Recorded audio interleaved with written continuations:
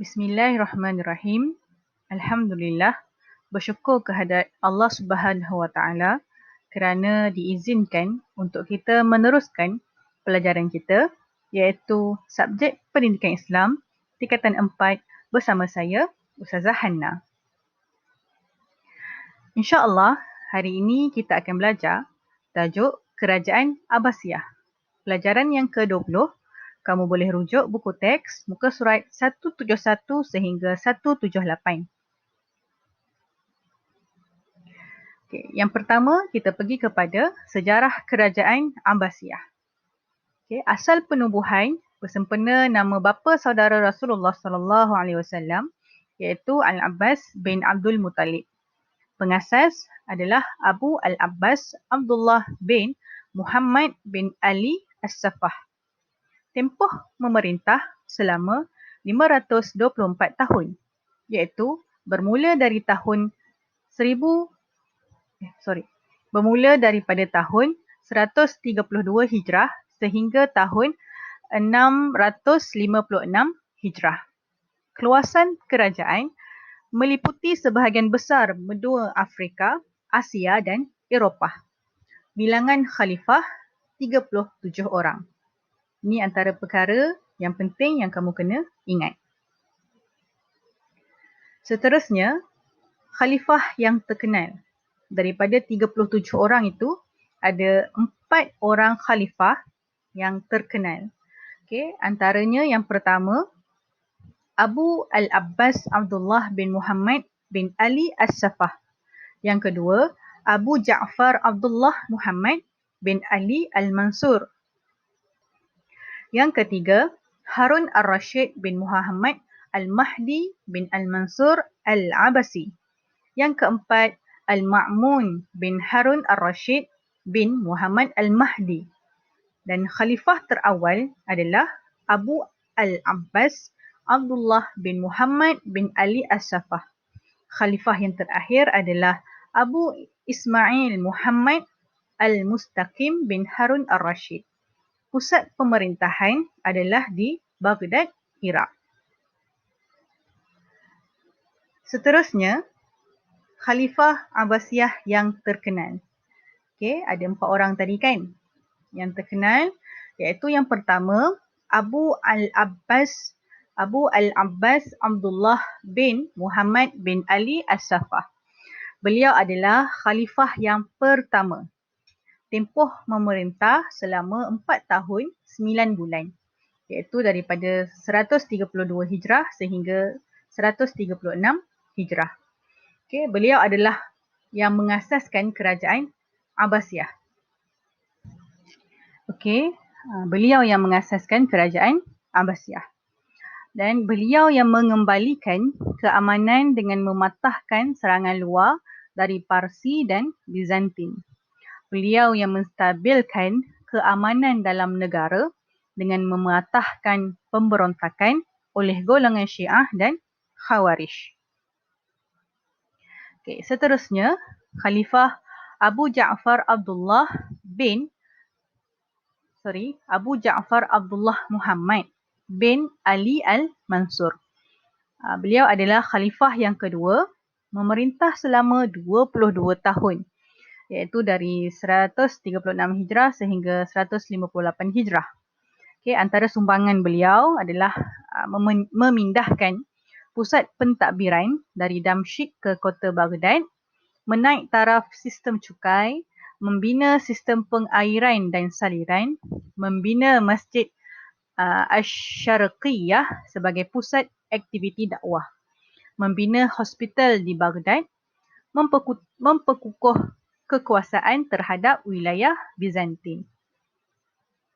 Okay, seterusnya Khalifah Harun Ar-Rashid bin Muhammad Al-Mahdi bin Al-Mansur Al-Abbasi.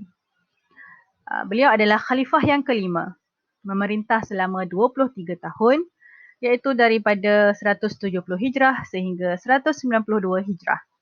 Antara sumbangan beliau memperkemas sistem percukaian Islam berpandukan kitab Al-Kharaj, mewujudkan jawatan Ketua Hakim Negara, menjadikan Baghdad sebagai pusat tumpuan perdagangan keilmuan dan kebudayaan, membina kemudahan awam seperti farmasi dan pusat pengajian, menubuhkan Majlis Al-Munazarah sebagai pusat penyelidikan ilmu agama. Seterusnya Khalifah Abu Ja'far Abdullah Al-Ma'mun bin Harun Ar-Rashid. Beliau adalah khalifah yang ketujuh, memerintah selama 20 tahun. Antara sumbangan beliau, mempegiat usaha penterjemahan karya daripada bahasa asing seperti Yunani dan Rom kepada bahasa Arab. Menyediakan beasiswa kepada pelajar-pelajar cemerlang, menjadikan Baitul Hikmah sebagai pusat penterjemahan negara, membina Balai Cerap sebagai pusat penyelidikan ilmu. Okey, ini usaha Abu Ja'far Abdullah Al-Ma'mun ni. Menterjemah bahasa asing daripada seperti Yunani dan Rom kepada bahasa Arab. Sebab dalam kalangan tu ramai orang Arab kan. Okey, menyediakan beasiswa kepada pelajar-pelajar cemerlang. Maksudnya pelajar-pelajar cemerlang ni nak sambung belajar, dah ada orang yang tanggung. Macam itulah, dah ada tanggungan dah. Mereka hanya belajar sahajalah. Okey, lepas tu menjadikan Baitul Hikmah sebagai pusat penterjemahan negara.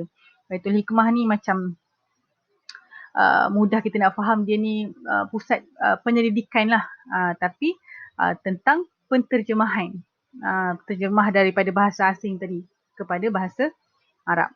Okey, membina Balai Cerap. Balai Cerap ni, siapa tahu Balai Cerap tu apa? Balai Cerap ni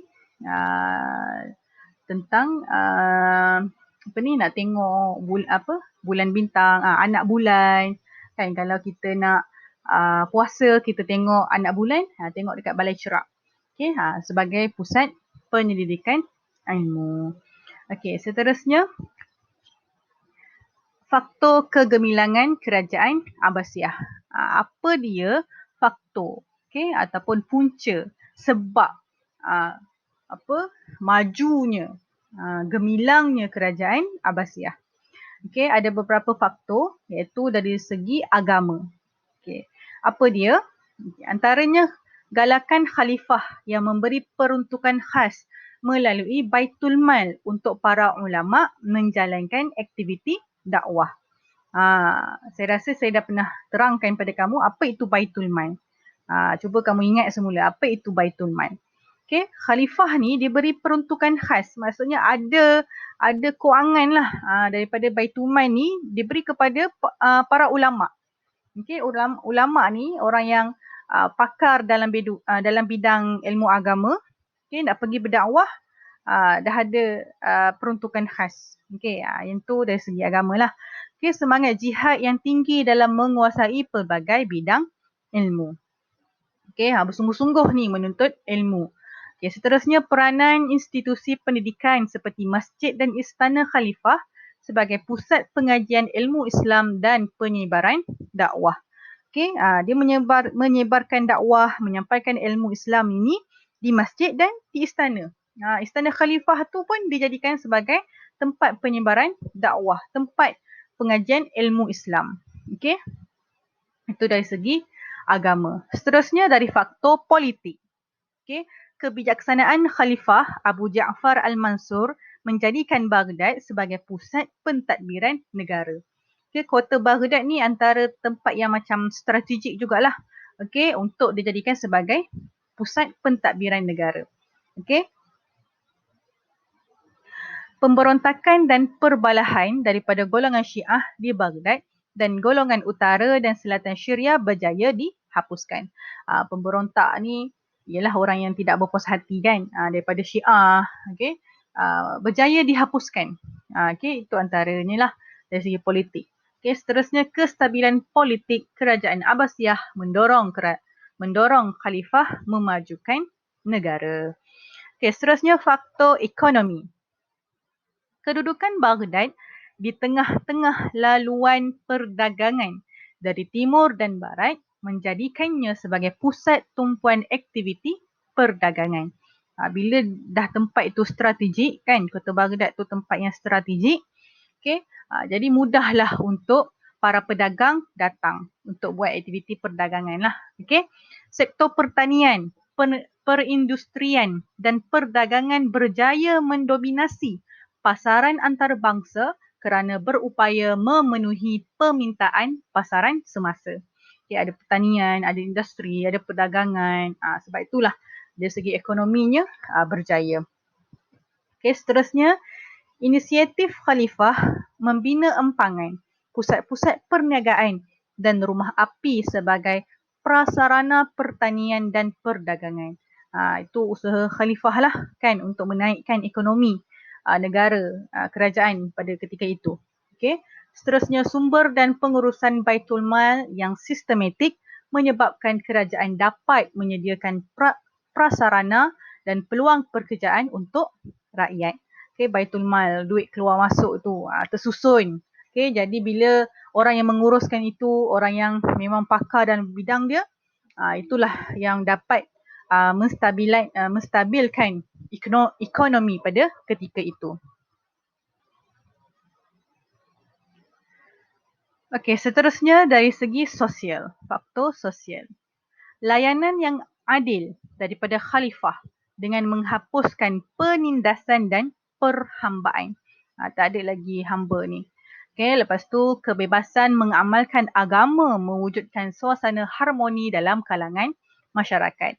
Sebab pada ketika itu bukan hanya orang Arab yang beragama Islam sahaja, tapi ada juga agama-agama lain. Tapi mereka bebas mengamalkan agama mereka. Okay, orang bukan Islam, khususnya orang Parsi, diberikan peluang memegang jawatan utama dalam pentadbiran negara seperti jawatan Perdana Menteri. Itu dari segi sosial. Okay, seterusnya dari segi ketenteraan. Strategi peperangan yang mantap telah berjaya mengalahkan serangan musuh. Nak berperang mesti ada strategi kan. Jadi strategi ni mestilah strategi yang power-power lah kan untuk mengalahkan musuh. Okay, inovasi peralatan peperangan yang moden dan canggih ketika itu seperti manjanik, dabbabah dan barut. Kamu boleh search ni, cari. Apa itu manjanik, apa itu dabbabah dan barut. Kamu boleh tengok macam manalah peralatan peperangan pada ketika itu. Pada ketika itu dah moden, dah canggih dah. Okey, seterusnya keprihatinan pemimpin menjaga kebajikan tentera diutamakan melalui pemberian gaji dan bonus. Yang jadi tentera ni ada gaji. Kan, ada gaji dan juga ada bonus. Okey, dasar keterbukaan keanggotaan tentera kepada orang bukan Arab seperti Parsi dan Turki berjaya mengukuhkan kekuatan pasukan. Okay, seterusnya dari segi pendidikan, aktiviti penterjemahan bahasa asing ke dalam bahasa Arab menggalakkan penguasaan dan kemahiran pelbagai disiplin ilmu. Kan tadi dia terjemah daripada bahasa Parsi, bahasa Yunani ke dalam bahasa Arab supaya dapat memajukan negara lah. Sebab pendidikan ni antara perkara yang penting untuk kemajuan sesuatu negara. Okay, seterusnya perkembangan pelbagai bidang ilmu berjaya melahirkan ramai sarjana dan ilmuwan Islam. Daripada adanya ilmu lah, ramailah orang-orang yang berjaya berhasil dijadikanlah dapat melahirkan ramai orang yang cerdik pandai. Okay, galakan khalifah seperti Al-Ma'mun dengan memberi beasiswa kepada pelajar-pelajar cemerlang. Okey, dari segi pendidikan, kemudahan institusi pendidikan seperti masjid, istana khalifah, perpustakaan dan pusat pengajian yang berperanan sebagai pusat perkembangan ilmu. Okey, nak sebarkan ilmu ni di masjid, di istana khalifah, perpustakaan dan juga pusat pengajian. Ini antara tempat-tempat penyebaran ilmu pada ketika itu. Okey, seterusnya faktor kemerosotan kerajaan Abbasiyah. Okey, bila dah ada faktor kegemilangan kan mestilah akan adanya faktor kemerosotan. Kita boleh tahu apa sebab, apakah punca sesuatu kerajaan itu boleh jatuh. Okey, ini adalah faktor kemerosotan kerajaan Abbasiyah. Okay, antara faktornya dari segi politik, okay, campur tangan pegawai berbangsa Parsi dan Turki dalam pemerintahan. Okay, ada campur tangan asing lah. Okay. Lepas tu perebutan kuasa antara khalifah menyebabkan institusi khalifah menjadi semakin lemah. Ada perebutan kuasa dekat situ. Ada yang tak puas hati bila ada orang lain yang dapat kuasa kan. Jadi itu menjatuhkan sesuatu kerajaan. Okey, seterusnya dari segi politik juga, perpecahan beberapa wilayah sehingga memberi peluang kepada pembentukan kerajaan kecil seperti Saljuk dan Buai. Okey, ada pula perpecahan wilayah-wilayah ni macam tempat-tempat, kalau kita apa, negeri-negeri macam tu. Okey, daerah-daerah, daripada perpecahan wilayah ini adalah pembentukan kerajaan kecil. Ada pula kerajaan kecil yang dibentuk. Okey, seterusnya dari faktor sosial, okey, kebajikan rakyat terabai akibat kelemahan pentadbiran khalifah. Tadi yang mula-mula tadi masa kegemilangan tu semua prihatin terhadap rakyat kan. Okey, bila kebajikan rakyat terabai, okey, daripada kelemahan pentadbiran, ini boleh menjatuhkan sesuatu kerajaan. Okey, seterusnya pemberontakan dalam kalangan puak Syiah dan Khawarij sehingga mengganggu ketenteraman awam. Golongan Syiah golongan Syiah dan Khawarij ni tadi ada, dia memang adalah sampai bila-bila kan. Inilah antara orang yang tidak berpuas hatilah dengan kerajaan yang ingin menegakkan agama Islam lah macam tu. Okey, seterusnya dari segi faktor ekonomi, rusuhan dan pemberontakan sering berlaku menyebabkan pelagang luar tidak datang ke Baghdad. Hal ini menyebabkan dana Baitul Mal merosot. Okey, bila dah ada pemberontakan, ada rusuhan kan, pedagang dari luar tidak beranilah nak datang. Okey, bila pedagang daripada luar tak berani, tiadalah duit yang masuk ke dalam Baitul Mal. Okey, dari segi ekonomi. Okey, sektor pertanian merosot kerana sistem pengairan tidak dapat dibaiki ekoran masalah keuangan. Okey, bila dah tak ada duit, tiada keuangan, pertanian, dia ada efek lah kan, dia ada kesan kepada sistem yang lain, antaranya sistem pertanian. Sebab bila sistem pengairan tidak dibaiki, jadi dia ada kesan pula kepada pertanian. Okey, seterusnya dari faktor ketenteraan, pertahanan ketenteraan yang lemah memudahkan serangan daripada pihak musuh seperti orang Georgia dan Armenia. Okey, tentera lemah, habislah musuh berjaya lah. Okey, lepas tu serangan daripada tentera Mongol telah meruntuhkan kekuatan kerajaan Abbasiyah. Okey, seterusnya iktibar daripada pemerintahan kerajaan Abbasiyah. Apa pengajaran yang kita boleh ambil daripada kisah kerajaan Abbasiyah ini? Okay, antaranya, kita mestilah memiliki perasaan cinta akan negara dengan meningkatkan amalan patriotism dalam diri. Kita memang kena ada semangat cintakan negara ni. Jangan kita buat macam sambil lewa, kita tak sayangkan negara kita. Kalau kita tak sayangkan negara kita, bila ada musuh datang serang negara kita, kita biarkan sahaja. Kan, tidak boleh macam itulah. Kena ada semangat cintakan negara. Lepas tu kita hendaklah memperbanyak penerokaan ilmu agar kegemilangan tamadun Islam terus terjamin. Belajar sungguh-sungguh, terutama dalam ilmu Islam lah, dalam ilmu Islam.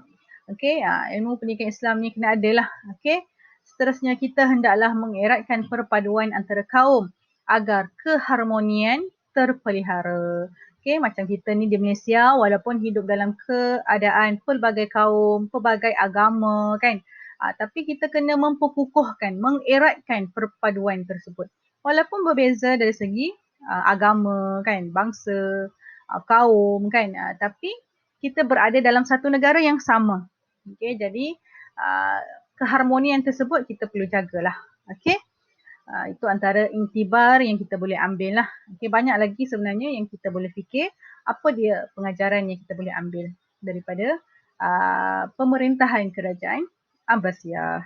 Okey, jadi Ustazah kira sampai di sini sahaja untuk pelajaran kita pada kali ini. Ustazah mengucapkan ribuan terima kasih kepada semua yang sudi mendengar penjelasan daripada Ustazah ini daripada awal sehingga akhir.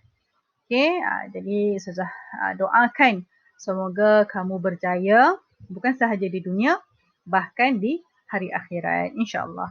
Jadi sampai sini sahaja, wallahu alam. Ustazah akhiri dengan assalamualaikum warahmatullahi wabarakatuh.